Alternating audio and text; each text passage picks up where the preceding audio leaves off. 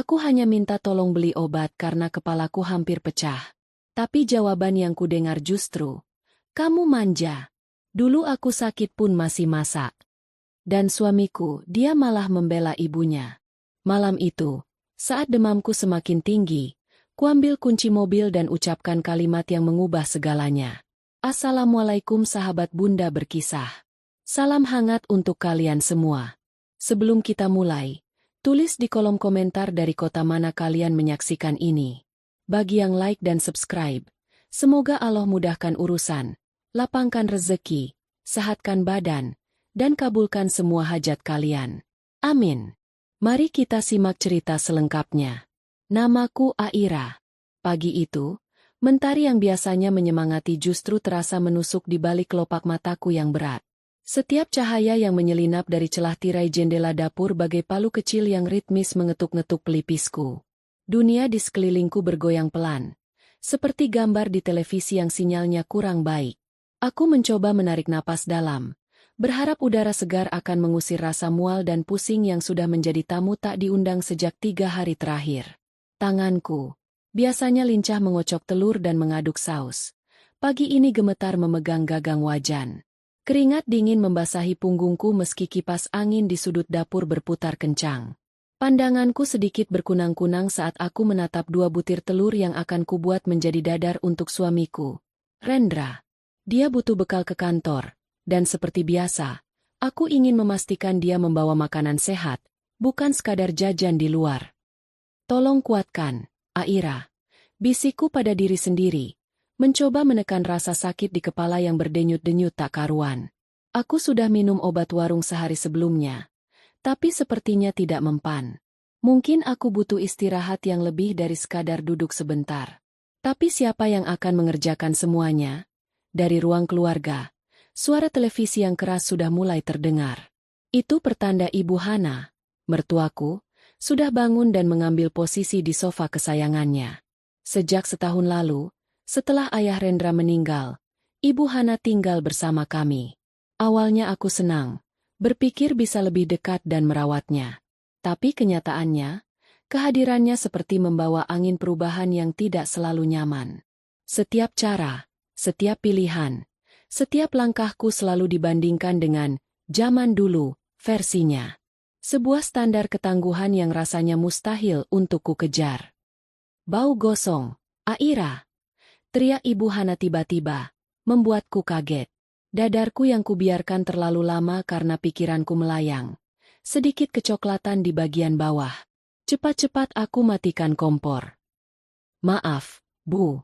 Kataku, suaraku serak. Sedikit kurang konsentrasi. Ibu Hana muncul di ambang pintu dapur.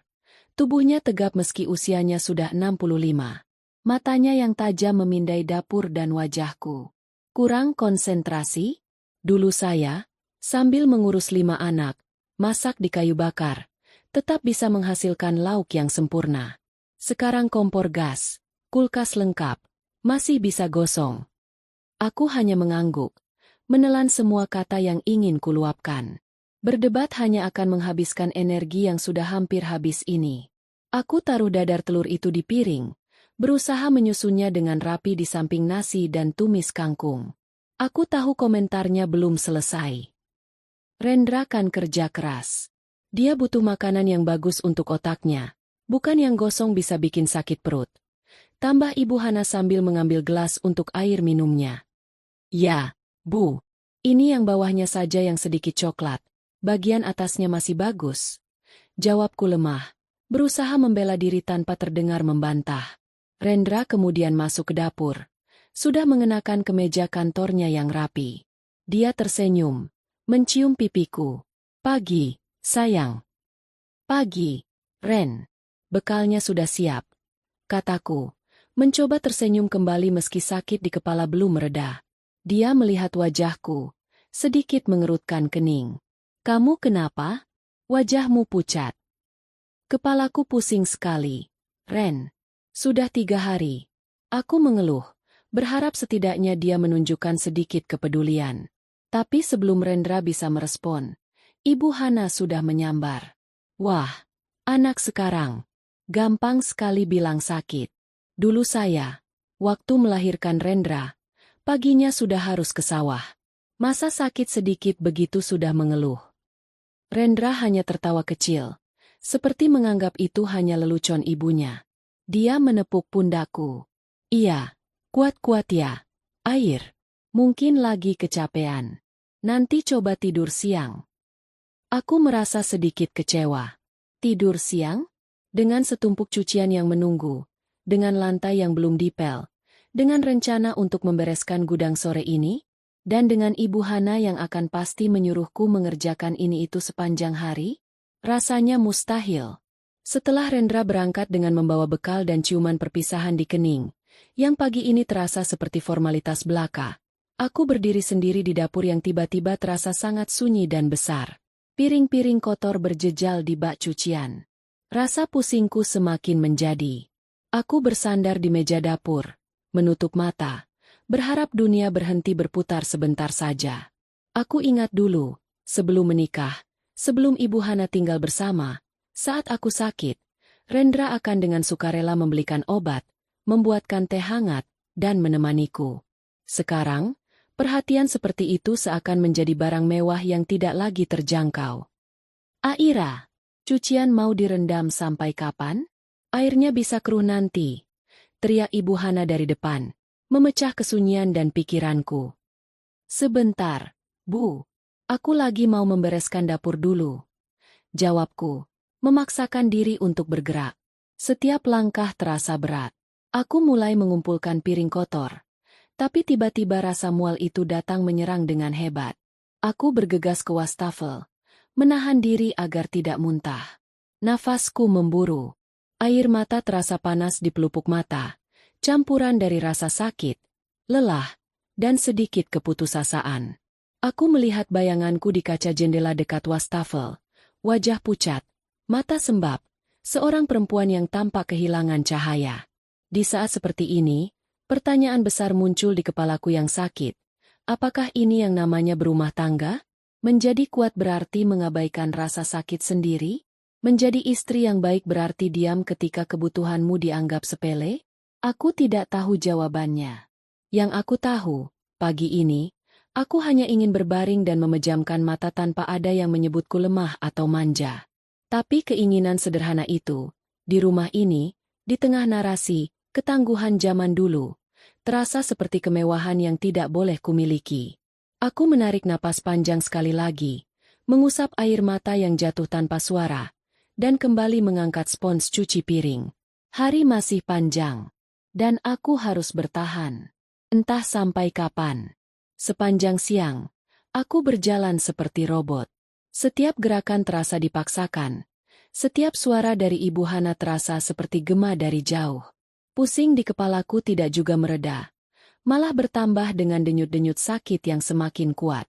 Aku berhasil menyelesaikan cucian dan menjemurnya di bawah terik matahari yang membuat kepalaku semakin cenat-cenut. Aku juga memaksakan diri untuk menyapu dan mengepel lantai rumah. Meski beberapa kali harus berhenti sejenak, duduk di tangga, menunggu dunia berhenti berputar. Ibu Hana memperhatikan setiap jeda yang kuambil. Kok lemas sekali, Aira? Makan siangnya jangan cuma sedikit. Nanti tidak ada tenaga untuk masak makan malam. Komentarnya saat aku duduk sebentar di kursi makan, mencoba menelan nasi yang terasa seperti pasir di mulutku. Aku tidak terlalu lapar, Bu. Mual. Jawabku jujur, berharap mungkin kali ini ia akan mengerti. Ah, itu karena kurang gerak. Kalau dulu saya, lapar tidak lapar tetap makan karena tenaga habis untuk kerja fisik. Sekarang kamu kebanyakan di dalam rumah, kurang sinar matahari, makanya gampang sakit. Ujarnya sambil mengganti channel televisi. Aku hanya menghela napas. Diskusi dengan Ibu Hana seringkali berujung pada monolognya tentang masa lalu. Aku belajar bahwa mengiyakan adalah cara tercepat untuk menyudahinya. Tapi di dalam hatiku, bertanya-tanya, apakah penderitaan di masa lalu harus menjadi ukuran untuk penderitaan di masa sekarang? Apakah karena dulu ia tidak diperbolehkan sakit, maka sekarang aku juga tidak boleh mengakuinya? Sore hari, saat jam menunjukkan pukul 5, kekuatanku benar-benar habis. Aku berbaring di sofa kecil di kamar tidur, menutup mata, Berharap setidaknya bisa tidur 10 menit sebelum harus memulai ritual masak makan malam. Tapi tubuhku menggigil.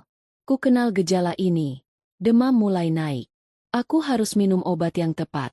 Bukan sekadar obat warung. Ketika ku dengar bunyi mobil Rendra masuk ke garasi, sedikit harapan muncul. Mungkin, setelah seharian, dia akan melihat betapa sakitnya aku. Mungkin dia akan dengan sukarela menawarkan untuk membelikan obat atau setidaknya membantuku menyiapkan makan malam. Aku menyambutnya di depan pintu. Rendra terlihat lelah, tapi masih tersenyum. Pulang, sayang. Pulang, Ren. Balasku, suaraku benar-benar serak sekarang. Aku tidak enak badan sekali. Badan panas. Dia merasakan keningku dengan punggung tangannya. Wah, panas memang. Kamu minum obat? Belum. Obat warung kemarin tidak mempan. Ren, tolong belikan obat pusing dan penurun panas di apotek dekat kantor kamu nanti ya? Atau kalau apotek dekat sini masih buka, bisa tidak kamu antar aku? Kepalaku sungguh tidak karuan, dunia seperti berputar. Pintaku, melemparkan semua harapan pada kalimat itu. Ini adalah permintaanku yang sederhana. Belikan obat. Atau antar aku ke tempat yang bisa memberiku obat. Aku tidak minta yang lain. Rendra menguap, melepas dasinya. Apotek dekat sini sudah tutup kayaknya.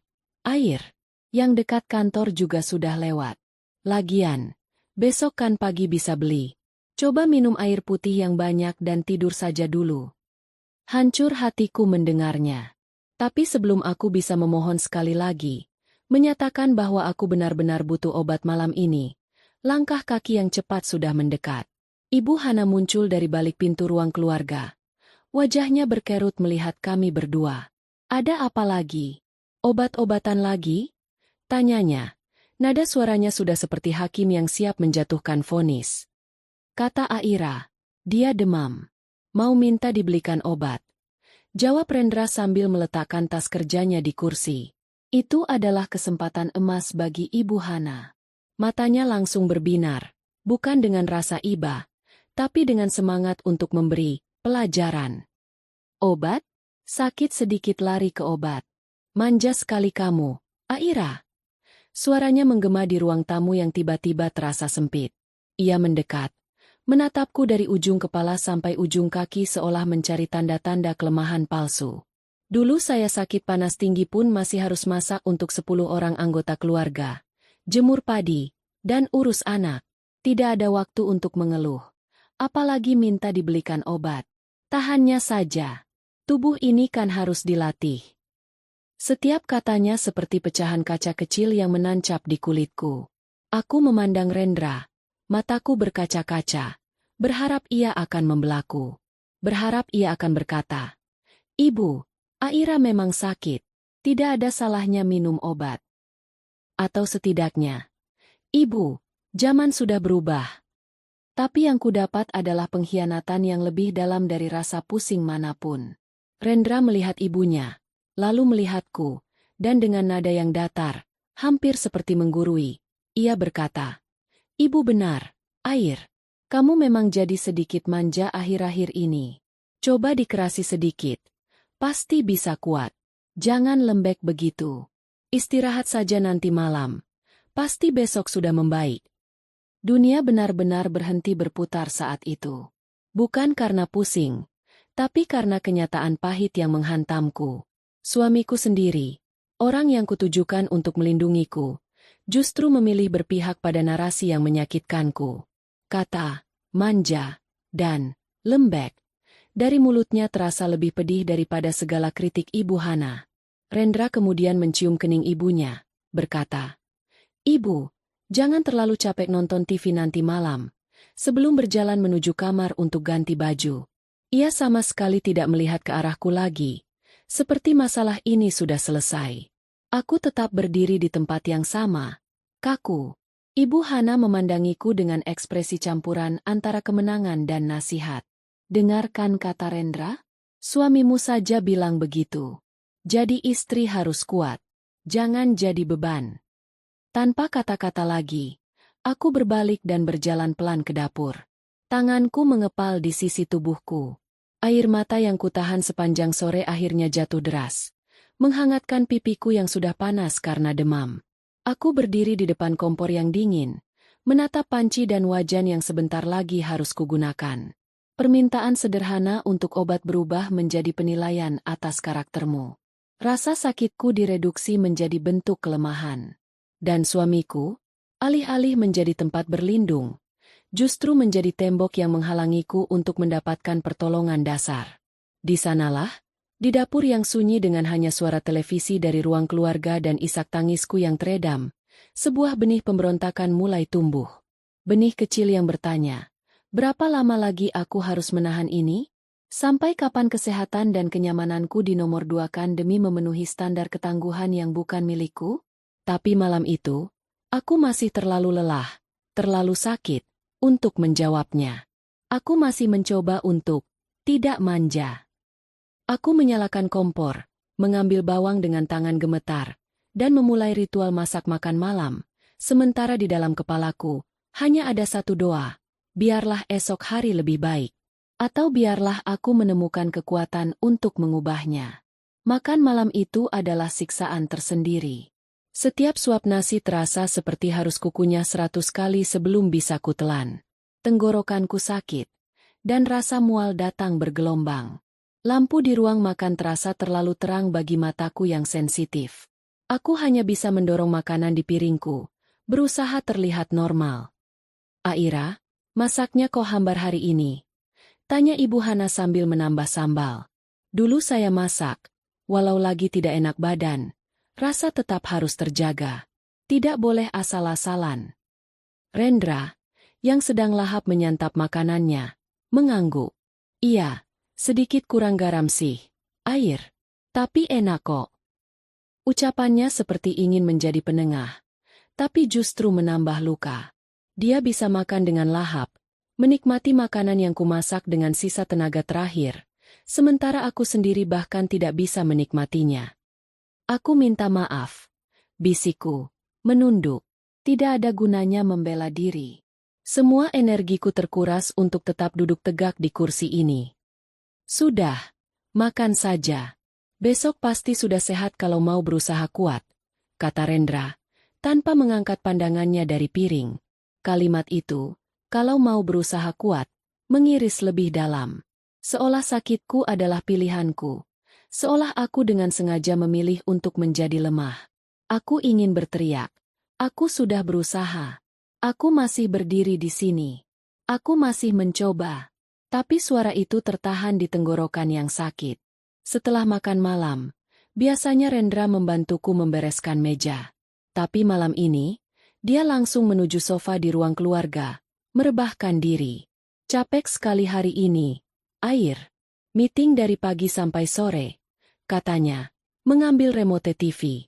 Aku menghela napas, mengumpulkan piring kotor sendirian. Badanku menggigil lebih kuat.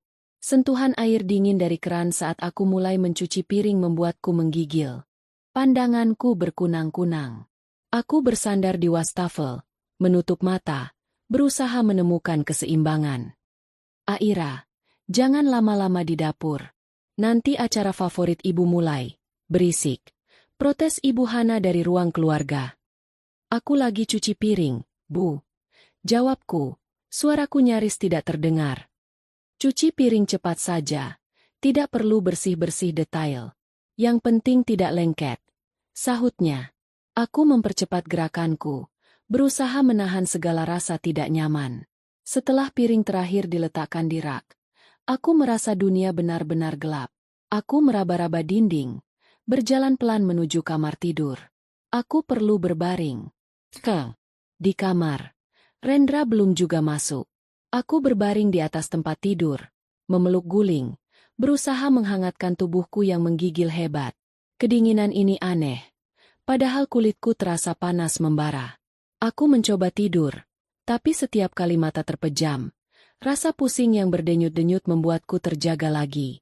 1 jam kemudian, Rendra akhirnya masuk. Dia sudah mengenakan piyama, siap tidur.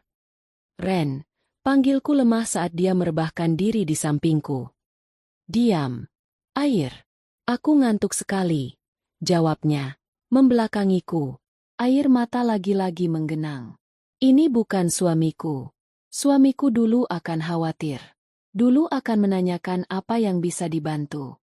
Tapi mungkin, dulu, itu sudah berlalu, tergantikan oleh rutinitas dan pengaruh ibunya. Aku mencoba lagi, dengan sisa keberanian terakhir. Aku membalikan badan, menyentuh lengannya. Ren, tolong, aku benar-benar tidak enak badan. Kamu bisa tidak belikan obat sekarang? Atau antar aku ke klinik darurat? Aku tidak bisa menahan ini lagi.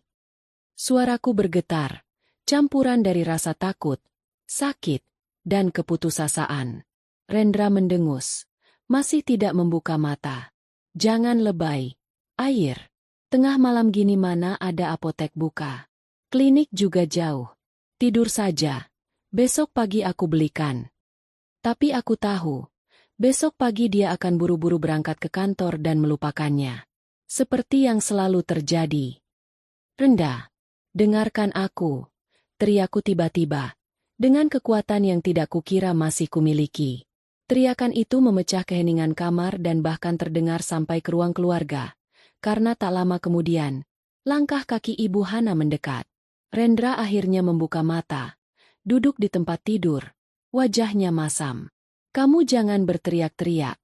Aira, Ibu bisa dengar. Dan benar, Ibu Hana sudah berdiri di ambang pintu kamar, wajahnya merah karena kesal. Berisik sekali. Saya sedang nonton. Tiba-tiba teriak. Apa lagi ini? Aku duduk di tempat tidur. Tubuhku masih menggigil. Tapi ada api baru di dadaku. Api yang terbakar dari kekecewaan.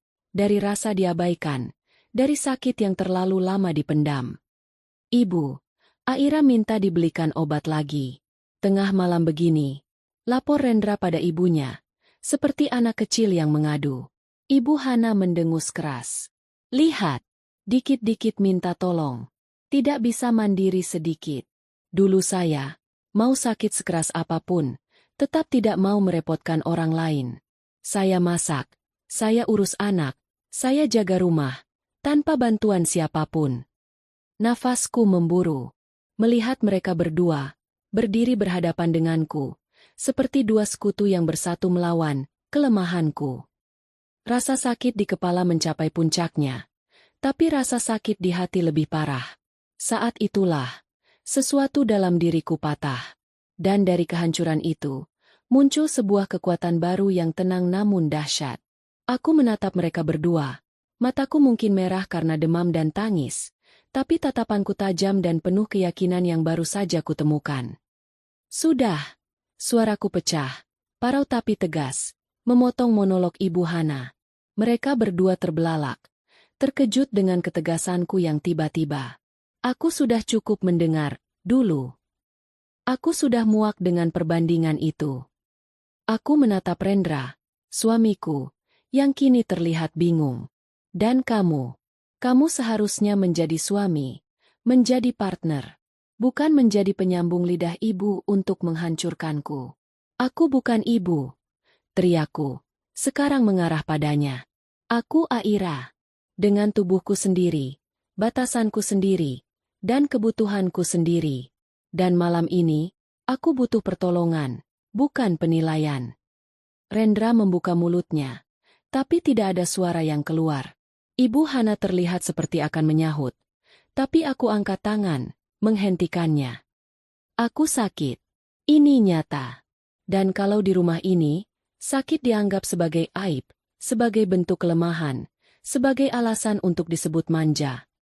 Nafasku tertahan sejenak, sebelum akhirnya kata-kata itu meluncur, jernih dan menentukan. Maka aku akan pergi ke tempat di mana sakitku dianggap sebagai hal yang wajar untuk dirawat. Aku berdiri dari tempat tidur, tubuhku goyah, tapi tekadku tegak. Aku melewati mereka berdua yang masih terdiam terpaku, menuju ke meja pajangan di ruang tamu di mana kunci mobil kedua tergantung. Aku meraihnya. Bunyi gemerincing kunci itu seperti lonceng yang menandai sebuah akhir, atau mungkin sebuah awal. Rendra akhirnya bergerak, mengikutiku ke ruang tamu. Mau kemana? Aira? Jangan keterlaluan. Aku menatapnya langsung, dan kemudian menatap Ibu Hana yang sudah mengikutinya. Wajahnya masih penuh ketidakpercayaan. Baik, kataku. Suaraku sekarang datar, dingin, seperti besi. Saya tidak akan manja lagi seperti yang kalian katakan. Saya akan menginap di hotel bintang 5 dekat kantor sampai sembuh. Ada room service, ada dokter on call, dan yang paling penting, ada ketenangan. Rendra tertawa sinis. Masih menganggap ini ancaman kosong. Jangan lebay. Aira. Sudah. Tidur saja. Besok kita bicara baik-baik. Aku menggeleng. Senyum tipis muncul di bibirku. Ini bukan senyum bahagia, tapi senyum kelegaan karena akhirnya mengambil kendali. Tidak ada. Kita. Besok. Saya butuh istirahat total. Dan tentang biaya. Aku menatap Ibu Hana. Biaya menginap akan dipotong dari anggaran belanja mingguan untuk Ibu. Karena ketahanan. Ibu dulu tidak boleh jadi alasan untuk mengabaikan kesehatan orang lain sekarang. Suasana mendadak beku. Ibu Hana terkesiap. Mukanya pucat. Rendra terlihat bingung, marah, dan sedikit takut. Mereka sama sekali tidak menyangka. Mereka mengira aku akan diam, akan menurut, akan menelan lagi semua kata-kata mereka seperti biasa. Tapi malam ini, batas itu telah terlampaui. Tanpa menunggu respons lagi, aku berjalan ke kamar, mengambil tas kecil dan mengisinya dengan beberapa barang penting. Dompet, ponsel, charger, obat-obatan dasar, dan beberapa potong pakaian. Aku tidak melihat mereka. Aku fokus pada langkahku, pada keputusan ini. Saat aku berjalan melewati mereka menuju pintu depan, Rendra mencoba memegang lenganku. Aira, tunggu. Kita bisa. Aku sudah menunggu, Rendra. Sejak tadi pagi. Sejak 3 hari yang lalu. Bahkan sejak setahun terakhir. Potongku, melepaskan genggamannya. Sekarang, waktuku untuk bertindak. Aku membuka pintu. Udara malam yang dingin menyambut. Tapi aku merasa lebih bebas daripada dalam rumah yang hangat ini. Aku melangkah keluar, menuju mobil, tanpa sekalipun menengok ke belakang. Di dalam mobil, saat mesin menyala, barulah tangis itu pecah. Tangis kelegaan, tangis kesedihan, tangis ketakutan akan langkah besar yang baru saja kuambil. Tapi di balik semua itu, ada satu perasaan yang lebih kuat, keberanian. Untuk pertama kalinya dalam waktu lama, aku memilih diri sendiri. Dan itu terasa benar. Perjalanan menuju hotel itu adalah perjalanan menuju sebuah ketidakpastian. Tapi apapun yang menanti, pasti lebih baik daripada terus tenggelam dalam rasa sakit dan pengabaian. Perjalanan malam itu terasa seperti adegan dalam film. Jalanan sepi, hanya diterangi lampu jalan berwarna oranye, dan air mata yang terus mengalir di pipiku membuat cahaya-cahaya itu berkilauan seperti bintang yang kabur. Genggaman tanganku pada kemudi masih gemetar. Tapi bukan karena demam semata. Ini adalah gemetar pelepas. Melepas beban yang sudah terlalu lama kupikul sendirian. Pikiranku berputar cepat. Apa yang baru saja kulakukan? Meninggalkan rumah di tengah malam, dengan kondisi sakit, hanya dengan sebuah tas kecil. Apakah ini tindakan gegabah? Suara keraguan dari dalam mencoba menyusup. Kamu egois. Kamu merusak rumah tanggamu. Tapi suara yang lebih kuat membalas. Mereka yang merusakmu dengan mengabaikanmu. Kamu hanya melindungi diri. Aku mengarahkan mobil ke hotel bintang 5 yang memang dekat dengan kantor Rendra. Kami pernah menghadiri sebuah pernikahan di sana setahun yang lalu. Aku ingat betapa terpeliharanya tempat itu. Kesan tenang dan profesional yang terpancar dari setiap sudutnya. Malam ini, hotel itu bukan simbol kemewahan, melainkan simbol penyelamatan. Tempat di mana aku bisa menjadi pasien, bukan pelayan. Seseorang yang dirawat, bukan dinilai. Saat mobil meluncur masuk ke area lobi yang megah, seorang petugas parkir dengan seragam rapi segera mendekat. Aku membuka kaca, udara malam yang sejuk menyergap. Selamat malam, Ibu. Menginap? Tanyanya sopan. Iya, jawabku singkat, berusaha menyembunyikan suara serak dan wajah yang pastinya sembab. Dia memberi kode, dan aku memarkirkan mobil di tempat yang ditunjuk. Keluar dari mobil, kakiku terasa lemas.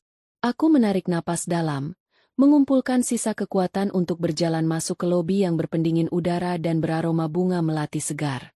Penerimaan di meja depan berjalan lancar. Resepsionis tersenyum ramah. Untuk sendiri, Ibu. Ya, saya ingin kamar untuk mungkin beberapa hari. Saya kurang enak badan, jadi mungkin ada kebutuhan untuk dokter on call.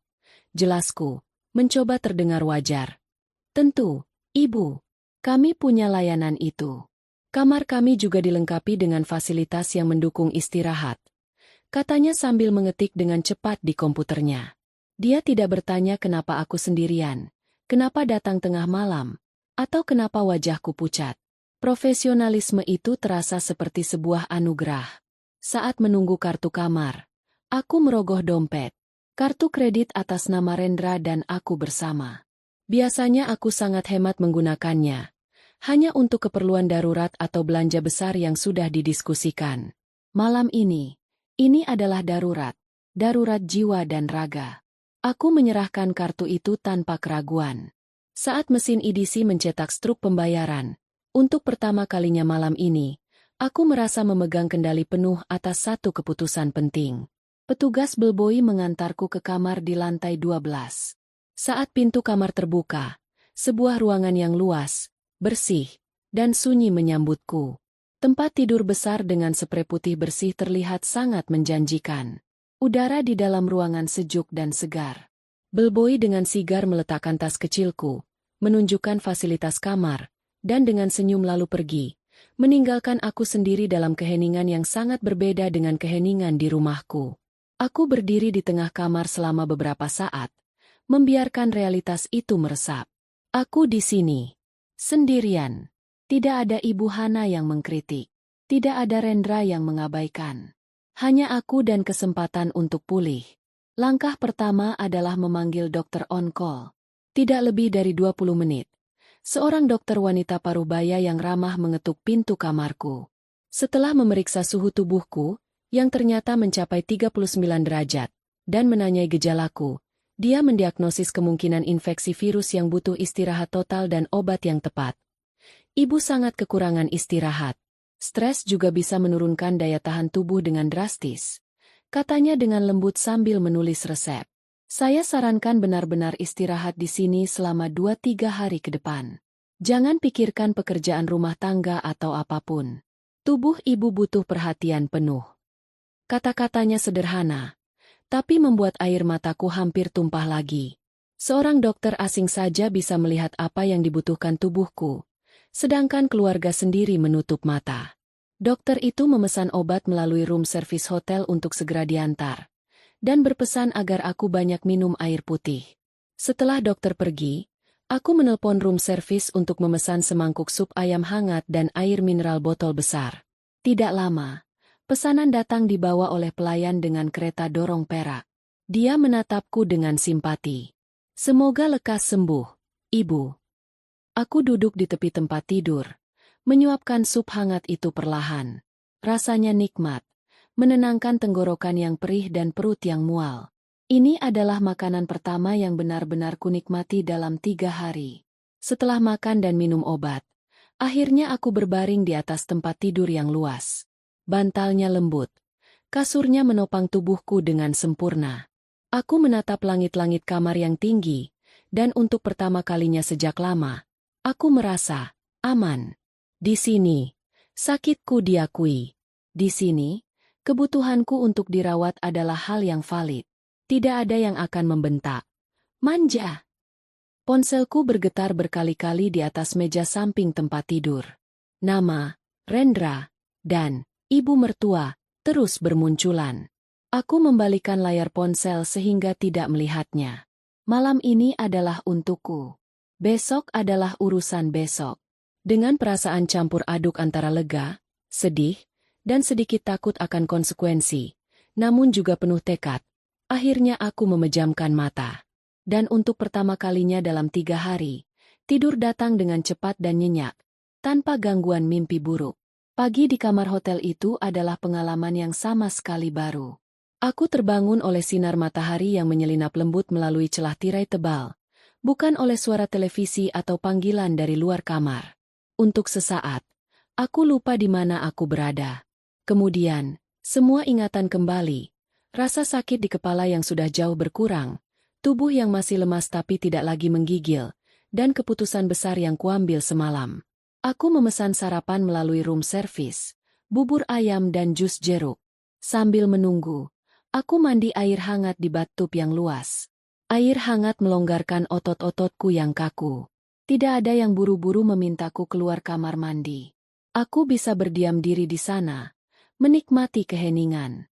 Setelah sarapan yang kuhabiskan dengan tenang sambil memandang pemandangan kota dari jendela, kekuatan untuk berpikir jernih mulai kembali. Aku mengambil ponselku. Ada 17 panggilan tak terjawab dari Rendra, 5 dari Ibu Hana, dan puluhan pesan singkat. Aku menarik napas dalam sebelum membacanya. Pesan dari Rendra berubah seiring waktu. Malam. Aira, pulang. Ini keterlaluan. Kamu di mana? Hotel mana? Aira, jawab. Pagi. Air, maafkan aku. Ibu juga khawatir. Beritahu kamu di mana. Kamu baik-baik saja? Aku minta maaf sudah tidak memperhatikanmu. Tolong beritahu setidaknya kamu aman. Pesan dari Ibu Hana lebih singkat. Pulang. Jangan mempermalukan keluarga. Lalu berubah menjadi, Rendra sangat khawatir. Beri kabar. Aku memandangi pesan-pesan itu lama. Ada bagian dari diriku yang ingin segera menjawab, melunakkan hati. Tapi ada bagian yang lebih besar yang masih ingat betapa pedihnya rasa diabaikan. Aku ingat kata-kata dokter. Tubuh butuh istirahat total. Istirahat total berarti juga dari drama dan tekanan emosional. Aku memutuskan hanya membalas satu pesan ke Rendra, dengan tenang dan jelas. Saya sedang istirahat total sesuai anjuran dokter. Saya aman. Silakan urus diri sendiri dan ibu untuk sementara waktu. Saya perlu waktu untuk pulih. Jangan hubungi saya dulu kecuali benar-benar darurat. Setelah mengirim pesan itu, aku mematikan notifikasi ponsel. Itu terasa seperti membebaskan diri dari belenggu. Sekarang, benar-benar hanya aku dan proses penyembuhan. Sepanjang hari itu, aku melakukan hal-hal kecil yang menyenangkan dan menyembuhkan. Aku membaca novel yang sudah lama ingin kubaca, yang selalu tertunda karena pekerjaan rumah. Aku menonton channel TV yang menayangkan film-film lama favoritku, tanpa ada yang mengomentari pilihan channelku. Aku memesan pijat refleksi ke kamar, dan terapis pijat yang ahli dengan lembut melonggarkan ketegangan di pundak dan punggungku yang sudah mengeras bak batu. Wah, ibu banyak sekali simpul stres di sini, ujar terapis itu. Harus sering-sering dirawat, nih. Aku hanya tersenyum kecut. Simpul-simpul stres itu adalah hadiah dari setahun terakhir. Dari mencoba menjadi istri yang sempurna, menantu yang sabar, dan pengatur rumah yang tanpa celah di bawah standar yang tidak mungkin kucapai. Di tengah ketenangan itu, rasa bersalah kadang menyelinap. Bayangan Rendra yang kebingungan atau Ibu Hana yang mungkin kesulitan mengurus diri sendiri muncul di pikiran. Tapi aku segera mengingatkan diri sendiri. Aku telah memberi mereka tahun-tahun pelayananku. Aku telah mengabaikan tanda-tanda sakit tubuhku sendiri. Sekarang, selama beberapa hari ini, aku harus mengutamakan diriku. Jika mereka benar-benar peduli, mereka akan memahami. Jika tidak, maka itu adalah pelajaran yang pahit yang harus kuterima. Malam kedua di hotel, setelah minum obat dan makan malam yang sehat, aku berdiri di jendela lagi. Kota di bawah gemerlap dengan lampu-lampunya. Aku melihat ke arah kira-kira tempat rumah kami berada. Apakah mereka sedang makan malam? Apakah Rendra yang masak? Atau mereka memesan makanan? Apakah rumah sudah berantakan? Sebuah perasaan aneh muncul. Aku merindukan rumah, tapi tidak merindukan kehidupan di dalamnya seperti yang selama ini terjadi. Aku merindukan rumah yang seharusnya. Tempat yang hangat, saling mendukung, di mana kelemahan bukan aib dan meminta tolong bukan dosa. Apakah mungkin mewujudkannya? Atau mimpiku itu terlalu naif? Yang jelas, di keheningan Hotel Bintang 5 ini, aku menemukan sesuatu yang sangat berharga, suaraku sendiri. Dan suara itu berkata, bahwa aku berharga, kesehatanku penting, dan aku tidak harus menerima perlakuan yang membuatku merasa kecil. Esok, mungkin, aku akan menghadapi konsekuensi. Tapi malam ini, aku akan tidur nyenyak lagi, mengumpulkan kekuatan untuk apapun yang akan datang. Sementara Aira menemukan ketenangan di hotel, kehidupan di rumahnya berubah menjadi kekacauan yang sunyi, sebuah kekosongan yang justru sangat berisik. Hari pertama tanpa Aira dimulai dengan kekacauan pagi. Rendra terbangun dengan perasaan bersalah yang mengganjal, berharap itu hanya mimpi buruk. Tapi kamar tidur yang sunyi dan kosongnya sisi tempat tidur Aira membenarkan segalanya. Dia harus mempersiapkan sendiri untuk kerja. Tanpa setrikaan yang biasanya sudah rapi menunggu di lemari, dia harus mencoba menyetrika kemejanya sendiri. Hasilnya, kemeja putihnya kini dihiasi bekas lekukan setrika yang terlalu panas dan sedikit warna kecoklatan di kerah. "Ibu, setrikaan ini bagaimana sih?" Keluhnya pada Ibu Hana yang sedang kebingungan di dapur. "Dulu saya menyetrika pakai besi panas arang, tidak pakai listrik ribet ini," jawab Ibu Hana kesal, mencoba mencari kopi instan. "Aira biasanya taruh kopi di mana?" "Di laci atas, Bu," jawab Rendra sambil berusaha melicinkan kemejanya. Sarapan adalah petualangan berikutnya. Ibu Hana bersikeras bisa memasak, mengingat pengalamannya, zaman dulu. Tapi antara kompor gas yang berbeda dengan kayu bakar dan bahan-bahan yang tidak biasa ia olah sendiri, hasilnya adalah telur mata sapi yang gosong dan nasi yang terlalu lembek karena salah takar air. Mereka makan dalam keheningan canggung, masing-masing menyadari betapa berharganya sarapan sederhana yang biasanya disiapkan Aira dengan sempurna. Rendra pergi kerja dengan perut kurang puas dan pikiran penuh kekhawatiran. Dia mencoba menelepon Aira berkali-kali, tapi hanya masuk ke voicemail. Pesannya dibaca tapi tidak dibalas. Itu yang membuatnya semakin cemas. Aira biasanya selalu merespon, selalu ada. Sementara itu, Ibu Hana mencoba membereskan rumah. Tapi tanpa arahan Aira, dia bingung. Mesin cuci yang modern dengan banyak tombol membuatnya pusing. Dia akhirnya mencuci baju sedikit-sedikit dengan tangan, yang membuat punggungnya cepat pegal. Vakum cleaner juga dia tinggalkan, memilih menggunakan sapu. Tapi debu beterbangan kemana-mana, membuatnya bersin-bersin. Siang hari, Ibu Hana ingin makan siang. Kulkas penuh dengan bahan mentah. Tapi dia tidak tahu harus masak apa yang cepat. Dia akhirnya memesan makanan lewat aplikasi online, sesuatu yang jarang dilakukannya. Saat makanan datang, harganya membuatnya terkejut. "Mahal sekali untuk seporsi ayam goreng dan sayur," gerutunya. Dia baru sadar. Aira selalu pintar mengatur anggaran sehingga mereka bisa makan enak dan sehat dengan biaya yang terjangkau. Rendra pulang kerja lebih awal dengan harapan Aira sudah kembali. Tapi rumah masih sunyi. Kamar Aira kosong. Dia melihat dapur yang berantakan, cucian yang menumpuk di keranjang, dan wajah ibunya yang lelah. "Dia belum pulang?" tanya Rendra. "Belum. Dan tidak juga memberi kabar," jawab Ibu Hana, suaranya kecil. "Rendra, kemarin, apakah ibu terlalu keras?" Pertanyaan itu menggantung di udara. Rendra tidak langsung menjawab. Dia sendiri sedang bergumul dengan rasa bersalah yang sama. Malam itu, mereka makan makanan pesan antar lagi. Rasa tidak seenak masakan rumah. Ibu Hana mengeluh perutnya tidak nyaman. "Banyak micinnya. Ini. Dulu Aira masak. Tidak pernah pakai micin berlebihan," kata Aira, seperti mantra yang terus diucapkan sepanjang malam. "Aira biasanya taruh obat pilek di mana?" Aira yang biasa urus bayar listrik, bagaimana caranya? Aira biasanya belanja sayur di mana yang segar. Setiap pertanyaan adalah pengakuan kecil atas betapa sentralnya peran Aira dalam kehidupan sehari-hari mereka. Peran yang mereka anggap remeh, yang mereka sebut hanya di rumah, ternyata adalah fondasi yang menopang kenyamanan hidup mereka. Hari kedua tanpa Aira, kekacauan meningkat. Ibu Hana, dalam upaya membantu, mencoba mengambil barang dari lemari tinggi tanpa menggunakan tangga yang stabil. Dia terjatuh pelan, tidak sampai pingsan, tapi kakinya terkilir saat menahan badan.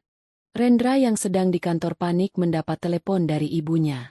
Dia harus meminta izin pulang mendadak, mengantar ibunya ke tukang pijat, dan merawatnya. Di saat itulah, Ibu Hana menangis. Bukan karena sakit di kakinya, tapi karena rasa kesepian dan ketidakberdayaan yang mendalam. Rendra, ibu ini ternyata sudah tua. Tidak bisa apa-apa tanpa bantuan. Dulu ibu bangga bisa melakukan segalanya sendiri. Tapi sekarang, Rendra memeluk ibunya, hatinya hancur. Dia melihat ibunya yang kuat kini rapuh. Dan dia juga merasakan kekosongan besar tanpa Aira. Di tengah merawat ibunya, dia harus juga menyiapkan makanan, membereskan rumah, dan mencoba bekerja dari rumah. Dalam 48 jam, hidupnya berantakan. Malam kedua, saat duduk sendirian di ruang keluarga yang berantakan, Rendra akhirnya menangis. Dia menatap pesan terakhir Aira. Silakan urus diri sendiri dan ibu. Itu bukan kalimat marah, tapi pernyataan fakta yang sekarang dia pahami betul.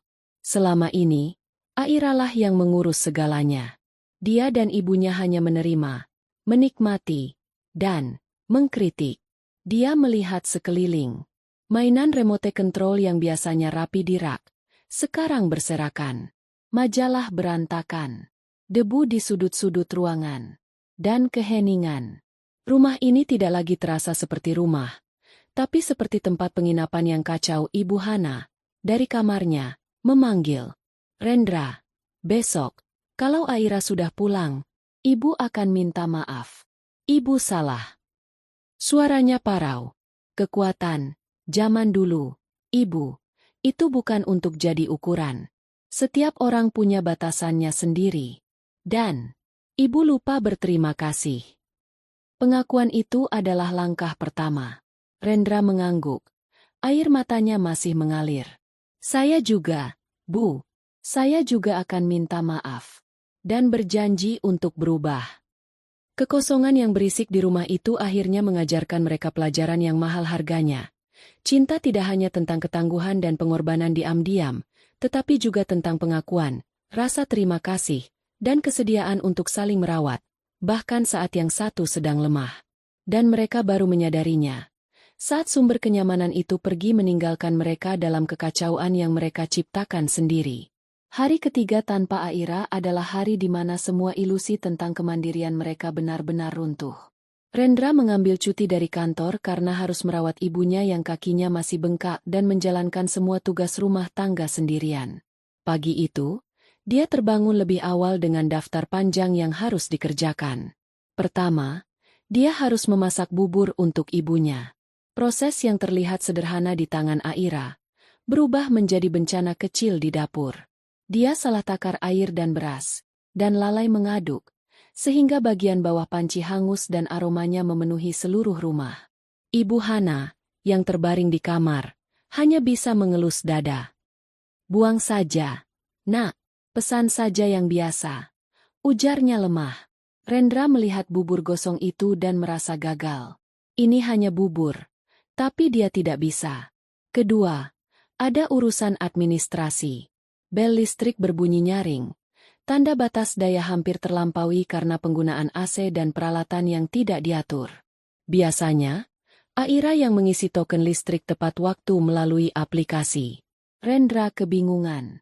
Dia harus mencari kartu fisiknya, lalu pergi ke warung. 10 menit di sana, dia hanya bisa terdiam saat penjaga warung menjelaskan cara mengisinya dengan sabar. Hal sederhana yang tidak pernah dia kuasai. Sementara itu, Ibu Hana menghabiskan waktu di kamarnya dengan pikiran yang tidak henti-hentinya berputar. Rasa sakit di kakinya tidak sebanding dengan rasa sesal di hatinya. Dari tempat tidurnya, dia bisa melihat rak buku di kamar Rendra yang berantakan, tumpukan baju kotor di kursi, dan debu yang mengilap di bawah sinar matahari pagi. Dia teringat betapa rapi dan bersihnya rumah ini saat Aira yang mengatur. Dia juga teringat kata-kata Aira yang terakhir. Karena, ketahanan, ibu dulu tidak boleh jadi alasan untuk mengabaikan kesehatan orang lain. Kalimat itu seperti gema yang terus berulang. Ketahanan. Apa arti kata itu sebenarnya? Dulu, dia bangga bisa bertahan dalam kesulitan. Tapi apakah ketahanan Itu harus diturunkan seperti kutukan? Apakah karena dia menderita? Maka orang lain juga harus menderita untuk membuktikan kekuatannya? Untuk pertama kalinya, dia mempertanyakan narasi yang selama ini dia junjung tinggi. Saat Rendra memberinya makan siang yang dipesan dari luar lagi, Ibu Hana memegang tangan anaknya. Rendra, Ibu mau bertanya jujur. Selama ini, apakah Ibu membuat istri MU menderita? Rendra menunduk, tidak bisa berkata-kata. Tapi diamnya adalah jawaban yang jelas. Ibu pikir, dengan mengajarkan ketangguhan, Ibu membantu. Tapi Ibu malah jadi seperti Algojo. Bisik Ibu Hana, suaranya bergetar. Ibu lupa bahwa setiap zaman berbeda. Setiap orang juga berbeda. Sakitnya Aira itu nyata. Tapi Ibu malah menyebutnya manja. Air mata mengalir di pipinya yang keriput. Ibu ini sudah keras kepala dan buta. Rendra memeluk ibunya. Bukan hanya ibu, Bu. Saya juga. Saya yang seharusnya melindunginya. Saya yang seharusnya menjadi jembatan. Tapi saya malah ikut menyakiti perasaannya dengan kata-kata saya. Mereka duduk dalam pelukan, menyadari betapa dalamnya luka yang mereka timbulkan. Kekosongan di rumah ini bukan hanya fisik. Ini adalah kekosongan kehadiran Aira yang penuh perhatian, kekosongan ketenangan yang dia bawa, dan kekosongan kasih sayang yang mereka terima begitu saja.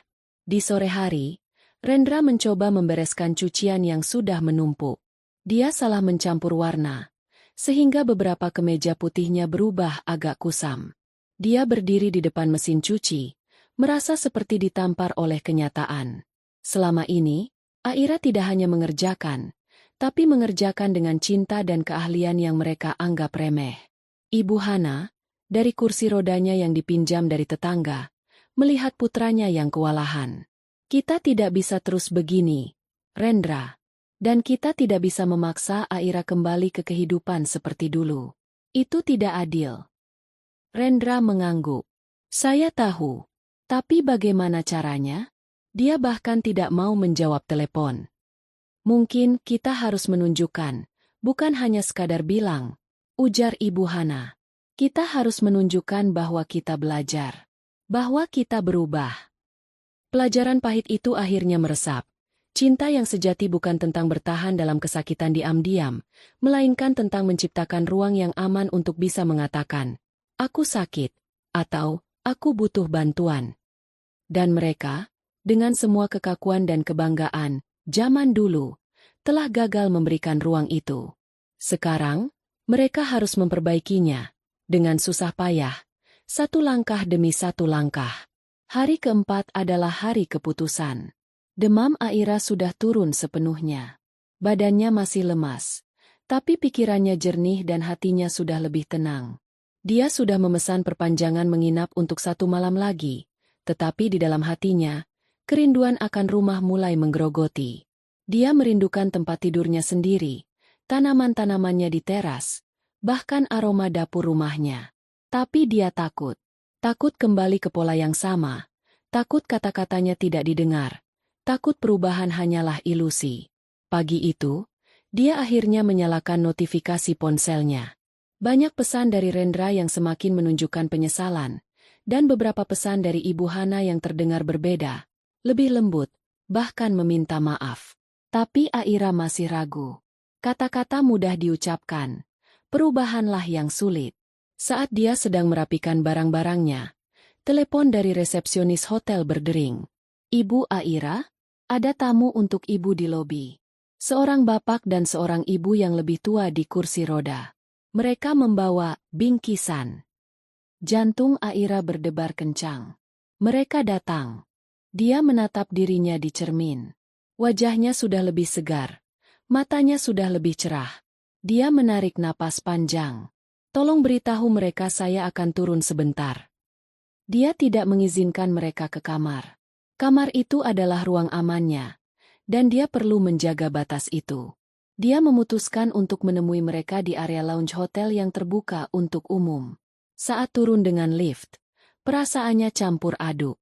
Marah, sedih, rindu, takut, berharap, semua bergolak. Saat pintu lift terbuka dan dia melihat mereka dari kejauhan, dadanya terasa sesak. Rendra berdiri dengan postur yang lesu, mengenakan kemeja yang sedikit kusut. Jarang sekali dia terlihat seperti ini. Di sebelahnya, Ibu Hana duduk di kursi roda hotel, kakinya dibalut, wajahnya tampak lebih tua dan lelah. Di pangkuannya, ada sebuah kotak kardus kecil. Melihat Aira mendekat, Rendra langsung berdiri tegak. Matanya merah, seperti kurang tidur. Aira, sapanya, suaranya serak. Aira, anakku. Sapa Ibu Hana, suaranya gemetar. Aira hanya mengangguk, lalu duduk di hadapan mereka. Ada keheningan yang tegang untuk beberapa saat. Rendra lah yang pertama kali memecah kesunyian. Dia mengeluarkan sebuah plastik berisi kue bolu yang tampak agak hangus dan tidak sempurna. Ini. Aku coba buat bolu kesukaanmu. Yang kemarin kamu bilang ingin makan. Hasilnya tidak bagus.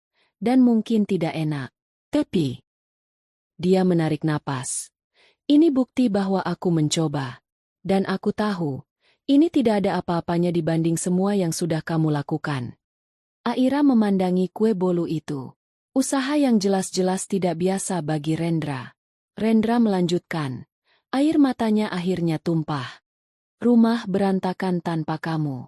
Aku bingung mengurus semua. Aku baru sadar. Selama ini aku hidup nyaman karena kamu yang mengatur segalanya. Aku mengabaikanmu. Aku menganggap wajar semua pengorbananmu.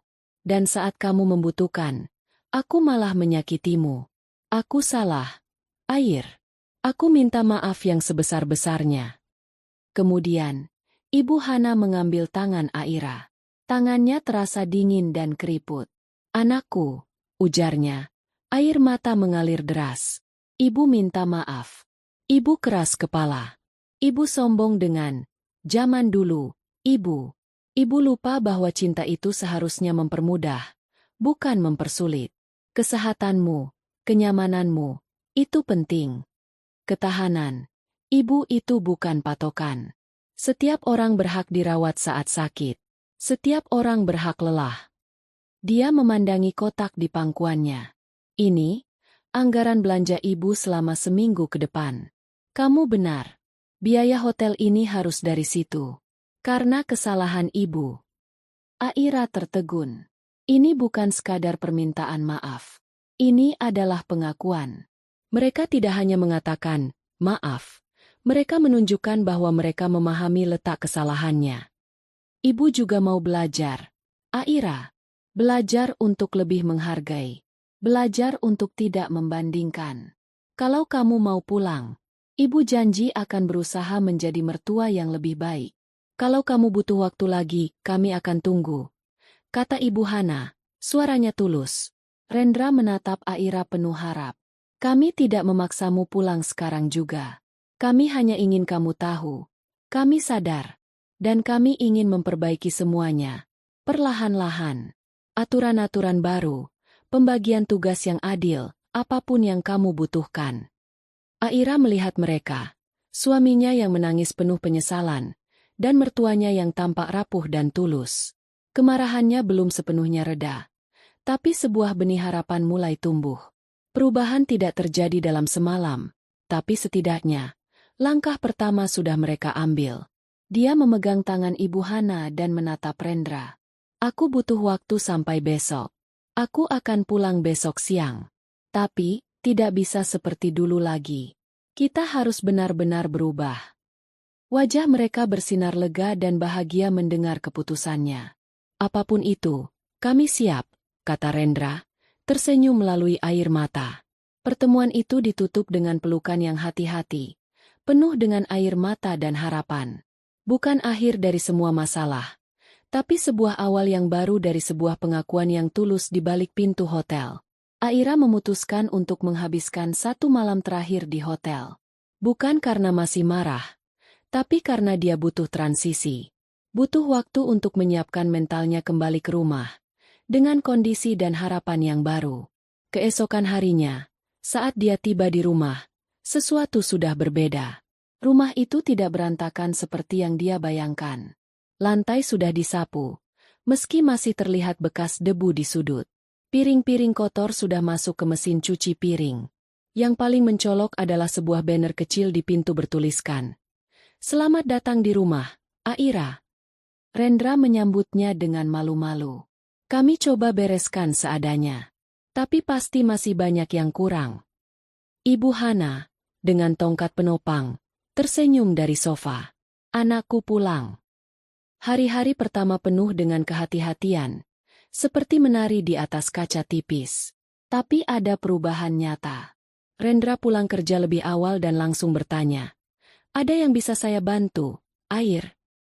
Dia mulai mengambil alih mencuci mobil, membuang sampah, dan menyetrika bajunya sendiri, keterampilan yang dengan susah payah dia pelajari dalam beberapa hari terakhir. Ibu Hana berhenti mengomentari setiap hal kecil.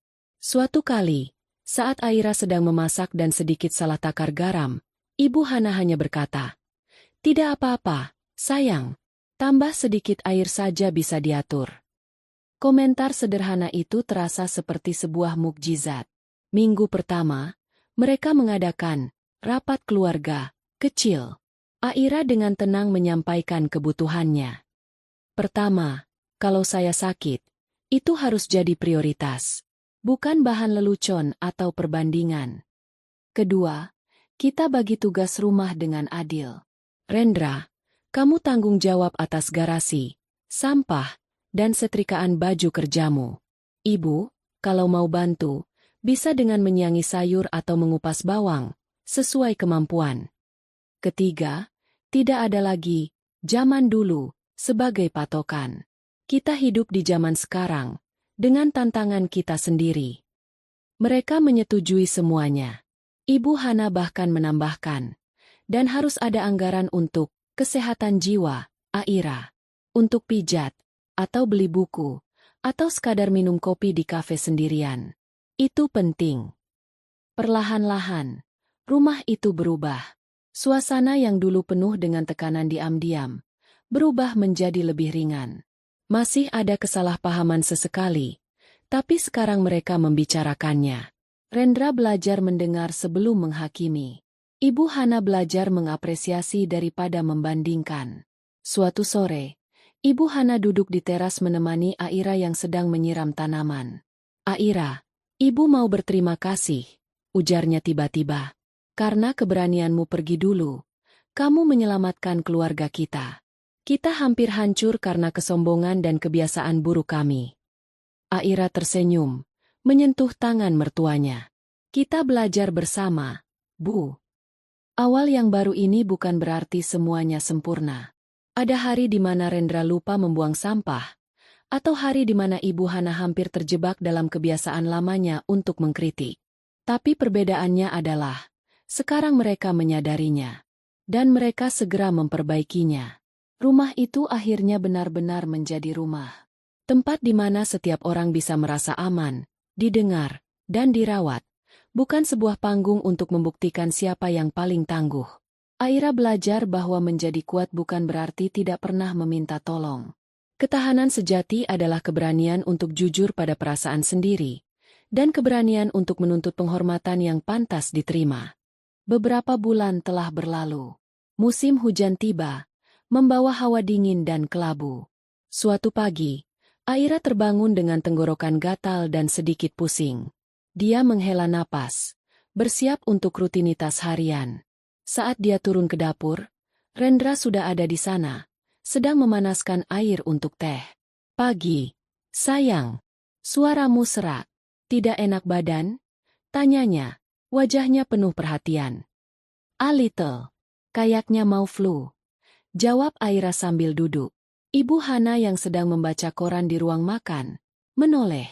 "Kalau gitu, jangan masak pagi ini. Rendra, kamu bisa belikan bubur ayam untuk kita semua? Aira, kamu minum obat yang ada di kotak P3K, lalu istirahat lagi di atas." Aira terkejut.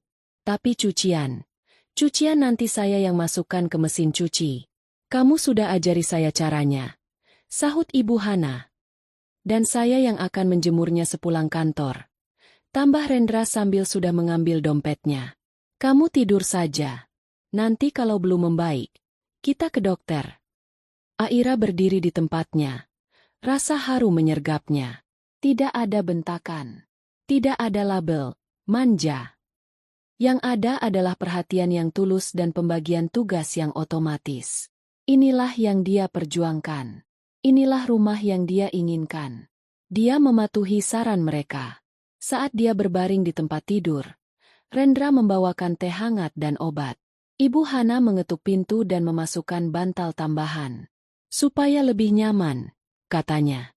Sepanjang hari, mereka bergantian menengoknya. Rumah berjalan lancar meski tanpa dirinya. Malam itu, saat sudah merasa lebih baik, Aira duduk di ruang keluarga. Rendra sedang menyetrika. Ibu Hana melipat baju yang sudah kering. Terima kasih, ucap Aira tiba-tiba kepada mereka berdua. Untuk apa? Tanya Rendra. Untuk hari ini. Untuk perubahan kalian. Untuk membuatku merasa dipedulikan, bukan dihakimi saat lemah. Ibu Hana tersenyum. Kamilah yang harus berterima kasih padamu, Aira. Kamu mengajarkan kami arti keluarga yang sebenarnya. Malam itu, Aira menyadari bahwa perjalanannya dulu, yang dimulai dengan pusing, bentakan, dan keputusan nekat pergi ke hotel, bukanlah akhir. Itu adalah awal yang sakit dari sebuah transformasi yang indah. Dia belajar bahwa mencintai diri sendiri bukan egois, melainkan syarat untuk bisa mencintai orang lain dengan sehat. Dan bahwa kadang, kita harus berani pergi untuk bisa menemukan jalan pulang yang sebenarnya.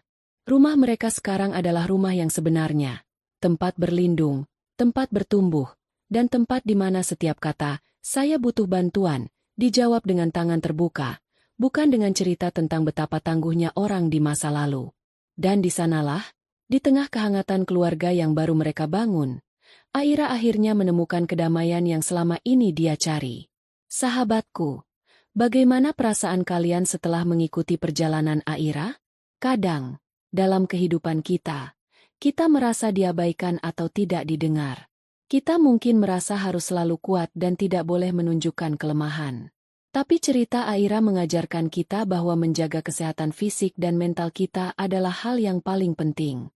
Tidak ada salahnya untuk mengatakan tidak atau meminta tolong. Perubahan besar seringkali dimulai dari satu langkah berani. Seperti Aira yang memutuskan untuk menghargai dirinya sendiri, kita juga bisa belajar untuk menetapkan batasan yang sehat dalam hubungan kita, baik dengan pasangan, keluarga, atau teman. Jika kalian merasa terinspirasi oleh kisah Aira, jangan lupa untuk like video ini ya. Cerita ini bisa sampai ke lebih banyak orang yang mungkin butuh dukungan. Komentar di bawah juga. Sharing pendapat kalian. Kira-kira pelajaran hidup apa yang bisa kita ambil? Jangan lupa subscribe dan nyalakan lonceng notifikasi agar tidak ketinggalan kisah-kisah inspiratif dan menghibur lainnya. Terima kasih sudah menonton sampai akhir. Ingat, kamu berharga, dan kamu berhak untuk dirawat. Sampai jumpa di cerita berikutnya. Salam hangat.